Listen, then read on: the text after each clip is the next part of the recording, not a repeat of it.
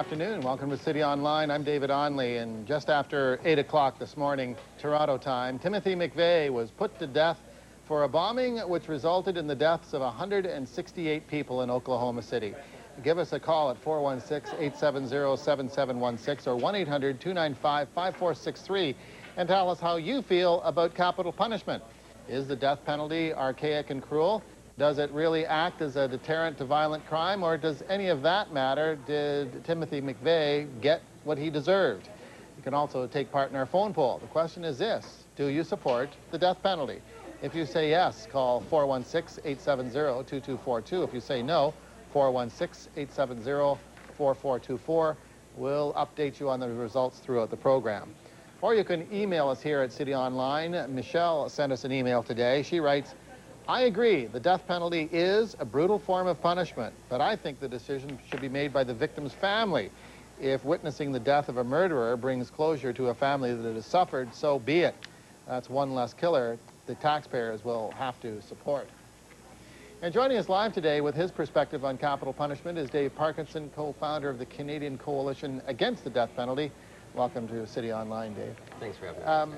Maybe you could tell us a little bit about the organization, especially given the fact that in Canada we don't have the death penalty anymore. Well, we founded the Canadian Coalition Against the Death Penalty back in May of 1998. Part of the reason for our founding it was, again, we looked around and noticed that there was no organization in Canada other than Amnesty International that focused on the issue of capital punishment.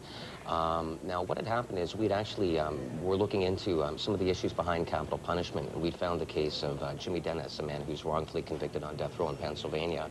After looking into the issues in Mr. Dennis's case, we decided to make him a web page so that we could help put out some of the information pertaining to his innocence and some of the issues in the case. And at that point, we began contacting numerous other individuals on death rows throughout the United States. And at that point, we decided that we are going to allow death row inmates to contact us and put up web pages for them so that the public in general can see some of the conditions these people are subject to and some of the information behind their case. And you know what people are saying, a certain proportion already are saying to themselves, well, so what? They were convicted of murder. Why should we worry whether or not someone is, you know, in a prison-like condition? Well, especially in the United States, with some of the cases that we've looked at, there are numerous cases where there are issues with the conviction. So the coalition is beyond just the Canadian borders? No, certainly. Yeah. We're focusing primarily on the United States due to our proximity to the U.S. Now, what about a guy like McVeigh, who it's a mass murder, it's 168 people, he admits to it, it's not like he was being dragged into the death chamber saying, I didn't do it, I didn't do it. Are you opposed to that kind of murder scenario? Certainly. We're opposed to... And the alternative being? Life imprisonment without parole. One thing that I think most of the people in the media have seen today is Tim McVeigh got exactly what he wanted. He wanted the death penalty, and he got the death penalty. And I don't think anything was served by putting this man to death, except possibly making June 11th another date when these militia groups in the United States have an excuse to blow things up. Let's get to the phones right now. We've got a lot of calls already, not surprisingly. Cindy, are you there?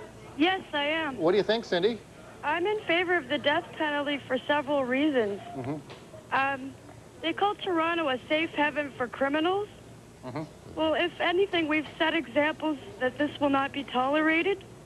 And we need to perfect the method of the death penalty. Apparently, the way they set the death penalty is by 4 different shots. Sometimes they're wide awake while being put to death. Well, he certainly was today. And sometimes they're awake for 45 minutes before, and they're awake while they die. So they need to perfect the method of their death penalty.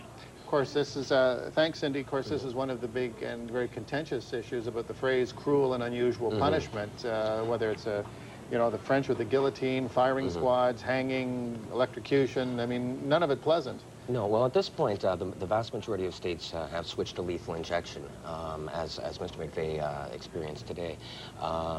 Recently in Florida, the electric chair was overruled as, again, cruel and unusual punishment. There had been several inmates who were put to death in the electric chair, completely fried. In one case, a person's head exploded and fire had come out.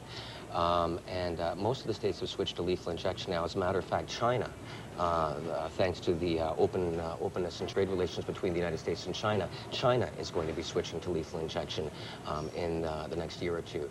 But again, this doesn't take away from the fact that these people are being put to death, and regardless of the method of execution, the fact remains at the end of the day, these people are dead. Yeah.